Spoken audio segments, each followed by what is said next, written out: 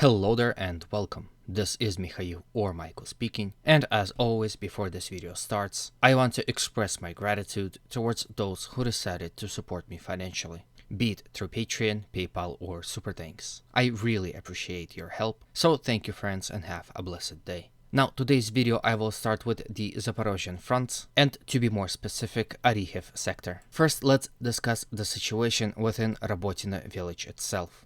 In the last 24 hours, both Russians and Ukrainians were very active on this front. Both Russians and Ukrainians are currently engaged in trench-style warfare at the southern outskirts of Robotyne, where they are fighting for the control of the trenches located there. Same could be said about the situation to the west of Robotyne, where Russians are constantly counterattacking Ukrainian forces, an attempt to penetrate Ukrainian defensive line here and attack Ukrainian forces to the flank and rear.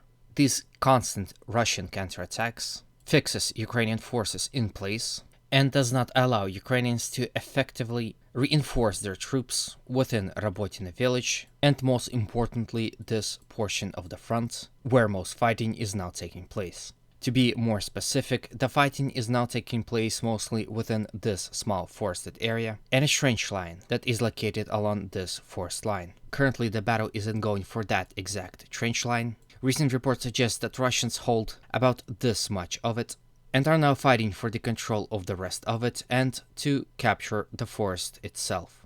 Most of the time when Russians are not on the attack, they don't leave Ukrainians time to rest and recover, as Russian artillery and aviation shell and bomb whatever is left of this settlement. Here in this video you can see exactly what I'm talking about. Situation in Robotyne is very desperate for the Ukrainians, mostly due to the fact that the village itself is under full Russian fire control, and all attempts from the Ukrainian side to fix that problem resulted in a failure. Then let's quickly discuss the situation in between Novoprokopivka and Verbove village. In the last 24 hours, Ukrainians continued attacking in this direction as well, in an attempt to spread their zone of control here in this area and push Russians as far away from Robotyne as possible, especially from this sector. So these Ukrainian attacks to the flank of the Russian forces located in front of Robotyne are done with that idea in mind. At this point in time, it is unclear whether Ukrainians are successful at that or not. However, this is one of the vectors of their attacks. Another vector of their attack is Novoprokopivka. Due to the fact that these assaults are coming from one direction only, Russians are able to defend here successfully, and at the time of recording there are no reports of any Russian defensive lines being breached in front of this settlement. Then from here let's move to the Verbove settlement and discuss the situation here. At this point in time it is hard to tell whether Ukrainians were able to transport some of their infantry fighting vehicle or any armor whatsoever across Dragon Teeth and anti-tank ditch. However, Ukrainians continue to increase their presence in this general area, perhaps in attempt to assault settlement of Verbove with a greater force. At this point in time, Ukrainians are mostly advancing along this road right here, and these force lines as well as trench lines within them serves as a refuge and a staging point for a potential assaults. It would seem that the long trench that was located all along this road is almost in full Ukrainian control, which again allows some troop buildup for any upcoming assaults. Russians perfectly understood that and used extensive amount of artillery and aviation in attempt to disrupt Ukrainian movements and rotations. Here is the video which was geolocated somewhere here within this area, in which you can see result of Russian airstrike, in which Russians mostly targeted these force lines and Ukrainian troops within them. This video is a great example of what's currently going on this front. Then there were reported assaults from Malaya Tokmachka in the direction of Novoprokopivka. At this point in time there is no territorial changes to report. From here let's visit Vremivka tactical bridgehead and talk about situation there. The situation on the Vremivka tactical bridgehead is developing in a very interesting way. However, the context of the situation requires me to toggle right flank of the Russian forces present on this tactical bridgehead and discuss the situation around Russian-controlled settlements of Novodonetsk, Novomayorsk, and Shevchenko. In the last week, Ukrainians became very active on this front, assaulting in the direction of Novodonetsk from Zlota Niva, as well as to the flanks, and in attempt to penetrate Russian defensive lines in the general direction of the village Kreminna as well as from Prichistivka in the direction of Novomayorsk and here in the direction of Shevchenko. At this point in time, both Novodonetsk and Novomayorsk, as well as Shevchenko, is in full Russian control, and Ukrainians were unable to penetrate Russian defensive lines here in this area. With all the troops Ukrainians are now using in this area, there's a report suggests that in order to concentrate troops and attack in this area, Ukrainians withdrew some of their forces from this sector. And because of that, Ukrainians are mostly in passive defense within Urozhaine and Staromayorsky settlements.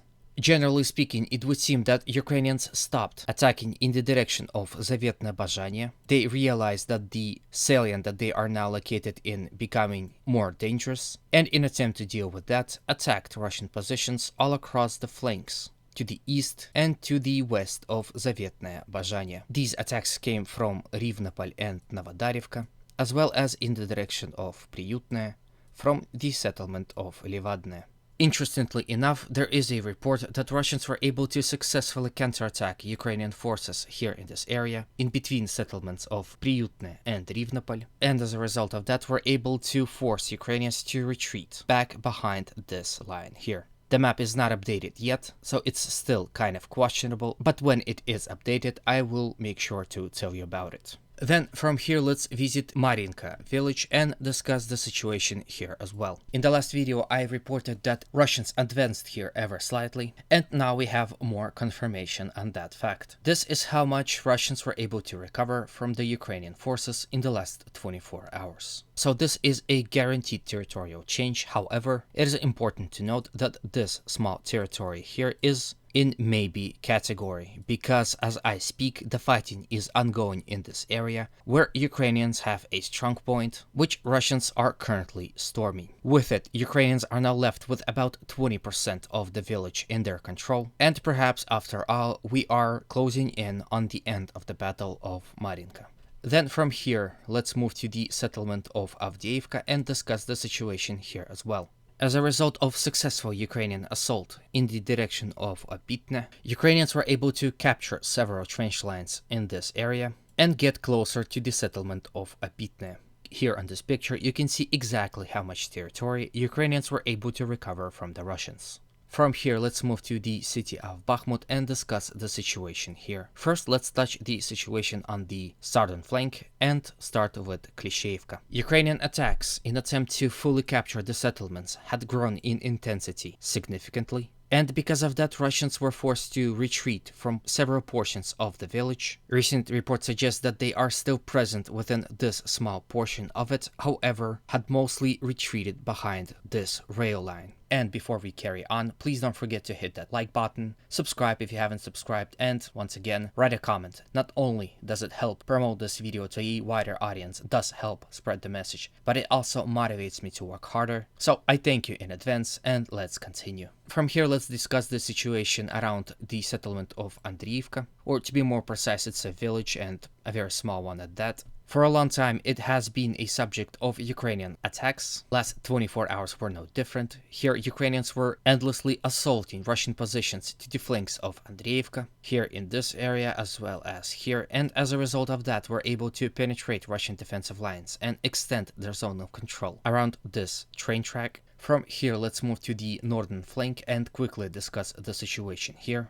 Ukrainian assaults in the direction of Yagodne and Vremivka, as always, were unsuccessful. Just as unsuccessful were their assaults in the direction of Dubova-Vasilivka. From here, let's move to the Serebryansky Forest and General Kreminna and Lyman direction and discuss the situation here as well. In the last video, I reported that Russians were able to advance here within this area quite significantly, and today reports came in that in the last 24 hours Ukrainians were able to counterattack Russian forces within this area and recover some of the previously lost positions. Here on this picture you can see exactly how much they were able to recover in that operation. Generally the situation within this sector continues to be somewhat the same. This was the only territorial change that appeared in the last 24 hours. Ukrainians also continued their assaults in the direction of Dibrove, as well as in attempt to close off this Russian-controlled salient, while Russians mirrored them with exact same actions,